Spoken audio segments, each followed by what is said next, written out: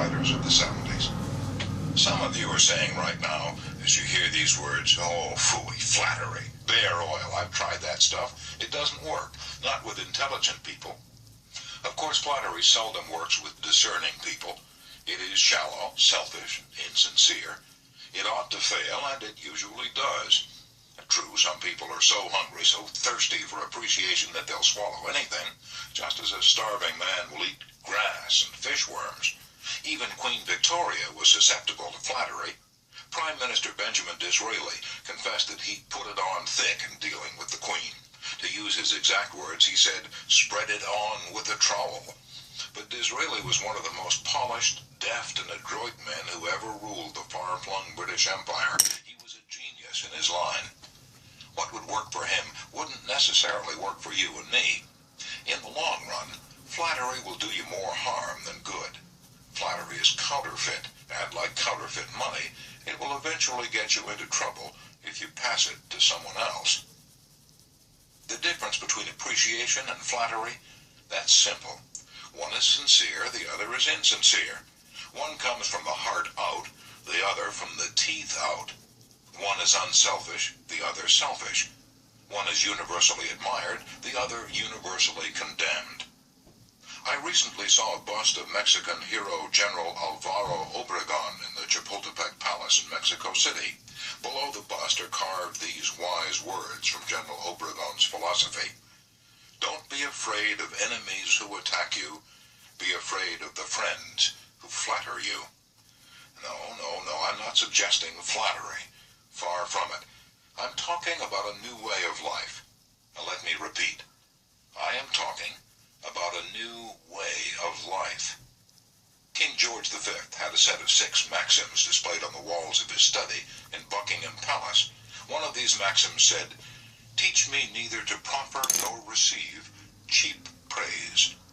And that's all flattery is, cheap praise. I once read a definition of flattery that may be worth repeating. Flattery is telling the other person precisely what he thinks about himself.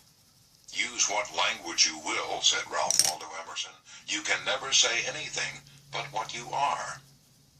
If all we had to do was flatter, everybody would catch on, and we should all be experts in human relations. When we are not engaged in thinking about some definite problem, we usually spend about 95% of our time thinking about ourselves.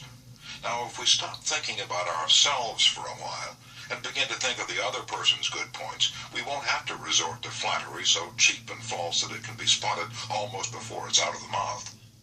One of the most neglected virtues of our daily existence is appreciation. Somehow we neglect to praise our son or daughter when he or she brings home a good report card, and we fail to encourage our children when they first succeed in baking a cake or building a birdhouse. Nothing pleases children more than this kind of parental interest and approval. And the next time you enjoy filet mignon at the club, send word to the chef that it was excellently prepared. And when a tired salesperson shows you unusual courtesy, please mention it. Every minister, lecturer, and public speaker knows the discouragement of pouring himself or herself out to an audience and not receiving a single ripple of appreciative comment. What applies to professionals applies doubly to workers in offices, shops, and factories, and our families and friends. In our interpersonal relations, we should never forget that all our associates are human beings and hunger for appreciation.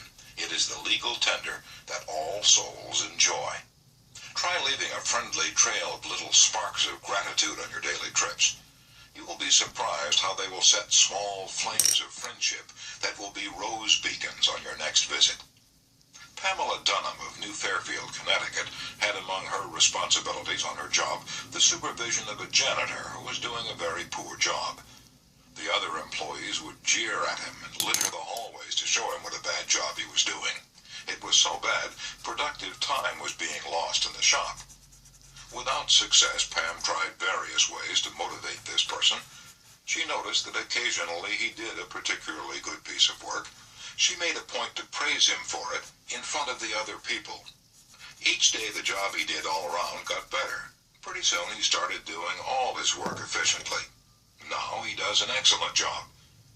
Other people gave him appreciation and recognition. Honest appreciation got results where criticism and ridicule failed. Hurting people not only does not change them, it is never called for. There's an old saying that I have cut out and pasted on my mirror where I cannot help but see it every day. I shall pass this way but once. Any good, therefore, that I can do, or any kindness that I can show to any human being, let me do it now. Let me not defer nor neglect it, for I shall not pass this way again. Emerson said, "Every man I meet is my superior in some way. In that, I learn of him." If that was true of Emerson, isn't it likely to be 1,000 times more true of you and me? Let's cease thinking of our accomplishments, our wants. Let's try to figure out the other person's good points. Then forget flattery. Give honest, sincere appreciation. Be hearty in your approbation and lavish in your praise, and people will cherish your words and treasure them and repeat them over a lifetime. Repeat them years after you have forgotten them. Principle 2. Give honest, sincere appreciation. Chapter 3. He who can do this has the whole world with him. He who cannot walks a lonely way. I often went fishing up in Maine during the summer.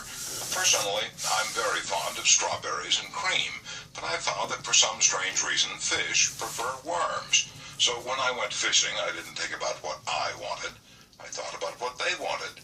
I didn't bait the hook with strawberries and cream. Rather, I dangled a worm or a grasshopper in front of the fish and said, "Wouldn't you like to have that?" Why not use the same common sense when fishing for people? That is what Lloyd George, Great Britain's Prime Minister during World War I, did. When someone asked him how he managed to stay in power after the other wartime leaders, Wilson, Orlando, and Clemenceau, had been forgotten, he replied that if his staying on top might be attributed to any one thing, it would be to his having learned that it was necessary to bait the hook to suit the fish. Why talk about what we want? That's childish, absurd. Of course you're interested in what you want. You are eternally interested in it, but no one else is. The rest of us are just like you. We are interested in what we want. So the only way on earth to influence other people is to talk about what they want and show them how to get it.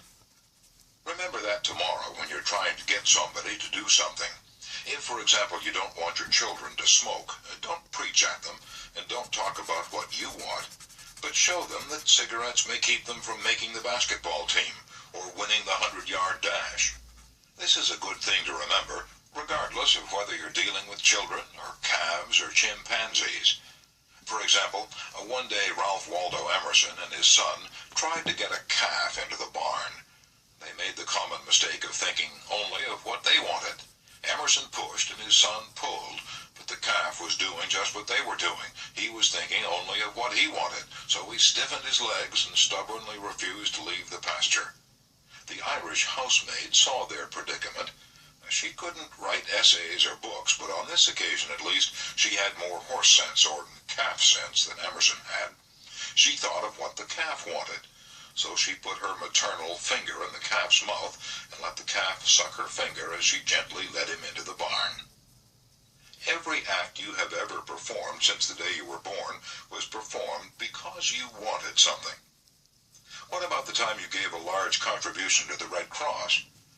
Yes, that's no exception to the rule. You gave the Red Cross the donation because you wanted to lend a helping hand. You wanted to do a beautiful, unselfish, divine act. Inasmuch as ye have done it unto one of the least of these, my brethren, ye have done it unto me. If you hadn't wanted that feeling more than you wanted your money, you would not have made the contribution. Of course, you might have made the contribution because you were ashamed to refuse, or because a customer asked you to do it, but one thing is certain, you made the contribution because you wanted something. Harry A. Overstreet, in his illuminating book, Influencing Human Behavior, said, "Action springs out of what we fundamentally desire, and the best piece of advice which can be given to would-be persuaders whether in business, in the home, in the school, in politics, is first arouse in the other person an eager want. He who can do this has the whole world with him. He who cannot walks a lonely way. Andrew Carnegie, the poverty-stricken Scotch lad who started to work at 2 cents an hour and finally gave away $365 million, learned early in life that the only way to influence people is to talk in terms of what the other person wants. He attended school only 4 years, yet he learned how to handle people. And to illustrate, his sister-in-law was worried sick over her 2 boys.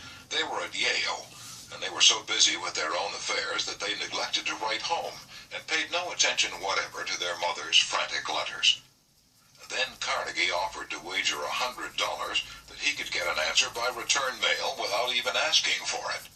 Someone called his bet, so he wrote his nephews a chatty letter mentioning casually in a postscript that he was sending each one a $5 bill. He neglected, however, to enclose the money.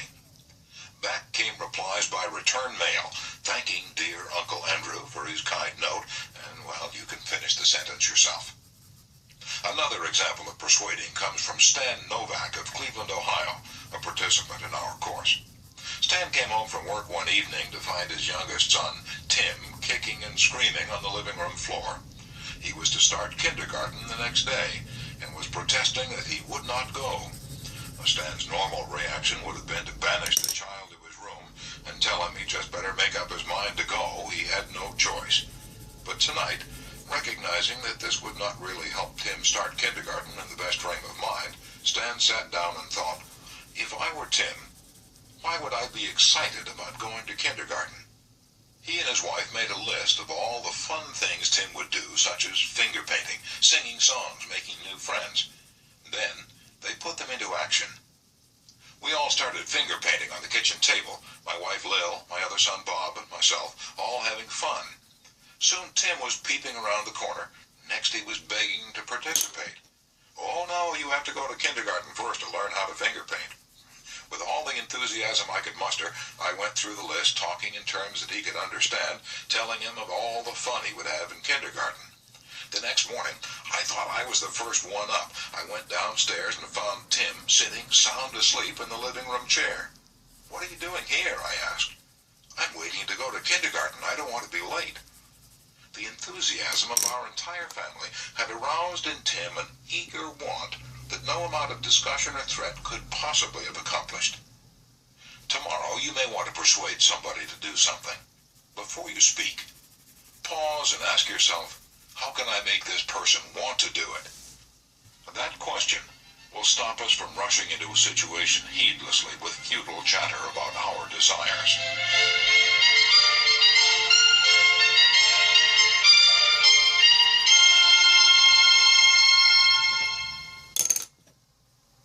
At one time, I rented the grand ballroom of a certain New York hotel for 20 nights each season in order to hold a series of lectures.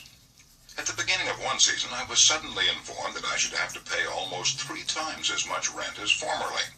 This news reached me after the tickets had been printed and distributed, and all announcements had been made.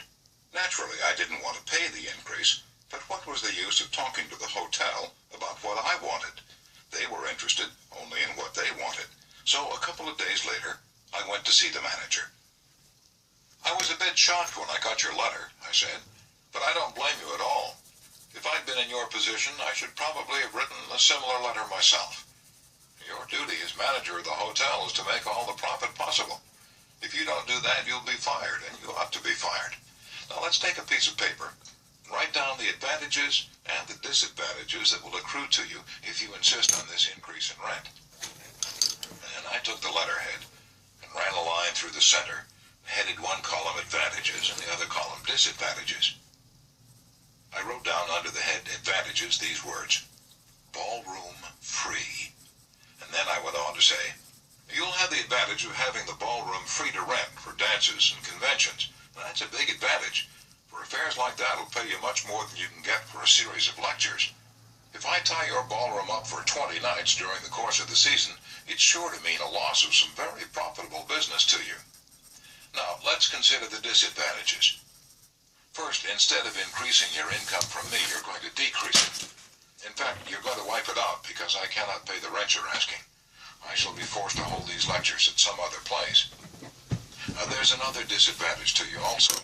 These lectures attract crowds of educated and cultured people to your hotel. That is good advertising for you, isn't it? In fact, if you spent $5,000 advertising in the newspapers, you couldn't bring as many people to look at your hotel as I can bring by these lectures.